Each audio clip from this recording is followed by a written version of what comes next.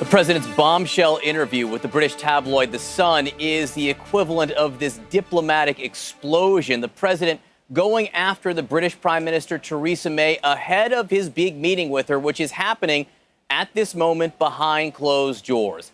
Joining me now is Thomas Newton-Dunn. He's the political editor for The Sun who did this interview, who sat down with the president on Wednesday in Brussels, the interview published overnight. Tom, thanks so much for being with us. I really appreciate it.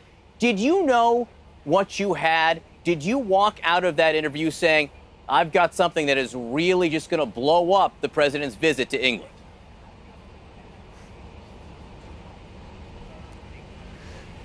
In short, yes. It was one of those interviews you walk out of.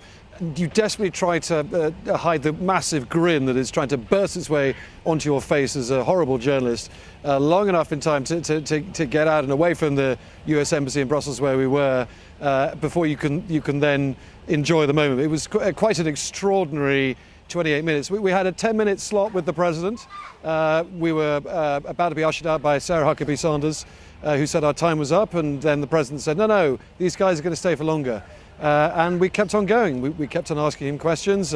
He seemed to get quite into it, especially talking about Brexit and his thoughts on Boris Johnson. And we kept the tape rolling. And we certainly knew what we were getting. Obviously, British Prime Minister Theresa May's position is so precarious right now, with members of her own cabinet leaving. Did it appear to you that the president knew the difficulties he was causing when he said, look, I told her how to handle Brexit, she wouldn't follow my advice. This means there will be no U.S. trade deal with the UK. I think Boris Johnson would make a great prime minister. Did he know the trouble he was stirring up? Yeah. It's difficult to tell. My feeling is he probably didn't actually, not least because we're hearing rumours that he's going to use White House lingo, reset his remarks for what he told me a couple of days ago. I think it's difficult to think he really could have. I don't really think the president wants to come here and bring Theresa May a wrapped hand grenade as his welcoming present, which is what he's certainly done. I think he was being honest. I mean, look, you guys know him better than we do. He talks straight and he answers a straight question. Most of the time, perhaps not to CNN every now and then, I also hear. But, he is not a normal politician. He's refreshing. Our politicians talk in riddles most of the time when we ask them questions. Now, that is either both very good to your base because your voters love you if you're being straight and honest and not sound like a normal politician, and obviously a disaster if you're trying to be a diplomat on the world stage. A wrapped hand grenade. Now, this hand grenade was wrapped on Wednesday. You went to talk to him in Brussels, and we understand that it was embargoed until 11 p.m. last night, England time, British time. And when you look at that, that was supposed to be after dinner, after his big black tie dinner at Blenheim Palace, where the prime minister rolled out the red carpet. Was that timing coincidental? Explain that to me, because a lot of people in the United States look at this and said he wanted to make sure he wasn't whining and dining with her as this interview was coming out.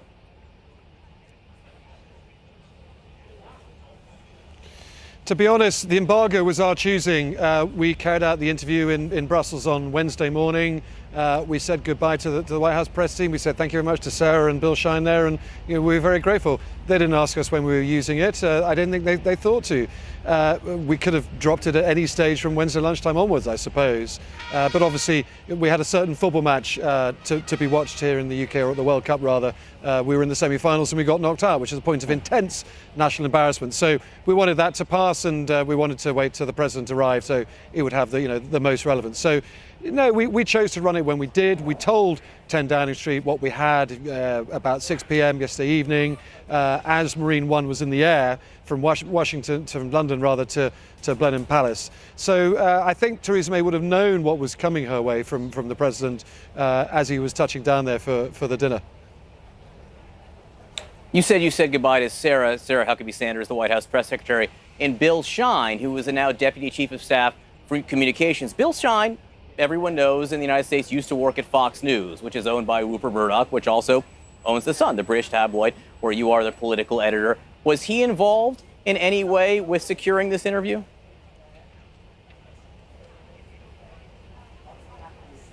I have no idea. I haven't spoken to Rupert Murdoch about this interview. All I know is that I applied for it. I've been speaking to the White House and also the US Embassy here in London for weeks and weeks, trying to persuade them. And the last I heard that we were coming, and it was tremendous news, and we were very grateful for it.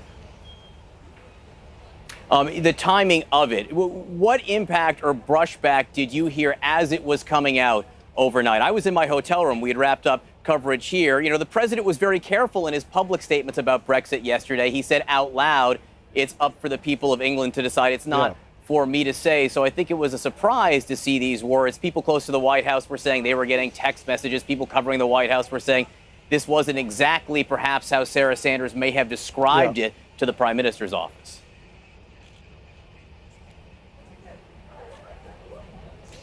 Yeah, so I can't really speak for what the White House told Number 10. I mean, they're all in the room. Everyone heard every word. As I say, Sarah Huckabee Sanders wanted to stop the interview after about 10 or so minutes because we only had 10 minutes with the president. He had an incredibly busy schedule. He was just about to go off to the NATO summit, and we would have taken our 10 minutes. But, you know, he wanted to let it roll. He wanted to keep on talking.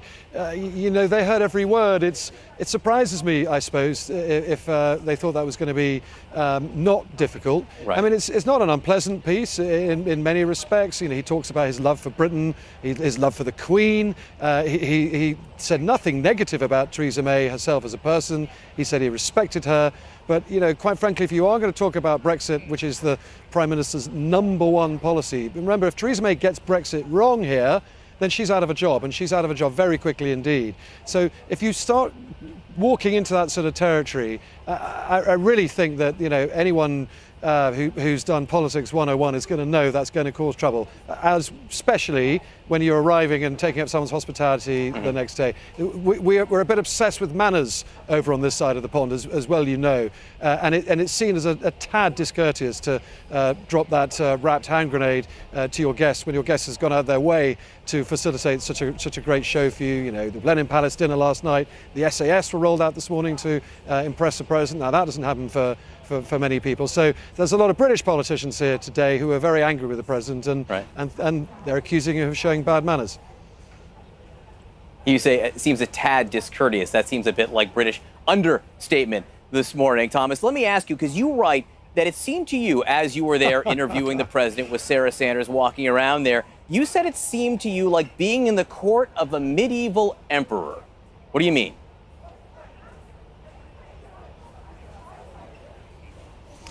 I think it was the feeling we got of total power. It took a long time to get into the room where the president was. And remember, we're not used to such an incredible display of might when our world leaders travel around. When Theresa May leaves Chequers, she'll have a Land Rover and her Jaguar, you know, maybe a police motorbike to guide her back to London. But, you know, we travel at a very, very small blueprint. When the president travels, it's a small army. I mean, just watching the Ospreys land with all his support staff here at Chequers was extraordinary. The British Prime Minister doesn't even have her own helicopter, let alone an entire fleet of Ospreys and Black Hawks. So the sheer, you know, the laydown of force and might is always pretty impressive. But I was struck in the room that basically whatever the president says goes. He wasn't contradicted. It didn't strike me that he had anything particular, that he was scripted. It was all coming from the heart. And that seems to be, you know, the way he rolls. And, you know, as we've said, there's an advantage to that and there's a disadvantage to that. I think that's why he is president. It might well be why he stays president and gets re-elected, because he is an extraordinary communicator. No matter what you think of what he communicates, you know, he's known in Britain and the world over for communicating in the way he does.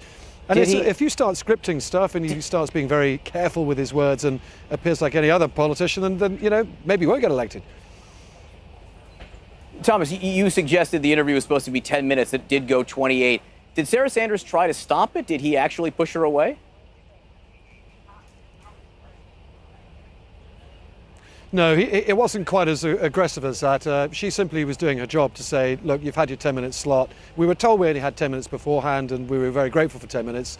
But when she said, right, guys, last question, that's when the president said, actually, give these guys a bit more time, and kept on talking and kept on answering our questions. You know, he got quite into the conversation. We were talking about things that interested him, you know, British politics, Brexit, London Mayor Sadiq Khan, who he has had a long ongoing dispute with for 2.5 years now. So you know, he seemed to be quite enjoying it. And you know, who's any of his staff to tell him not to? If he's the boss after all, isn't he? He did seem to want to get a lot off his chest and keep on talking to you. Thomas Newton-Dunn, thank you for being with us. Congratulations on this interview, which is causing quite a stir, a wrapped hand grenade, as you put it. Thanks so much, Thomas. Thank you.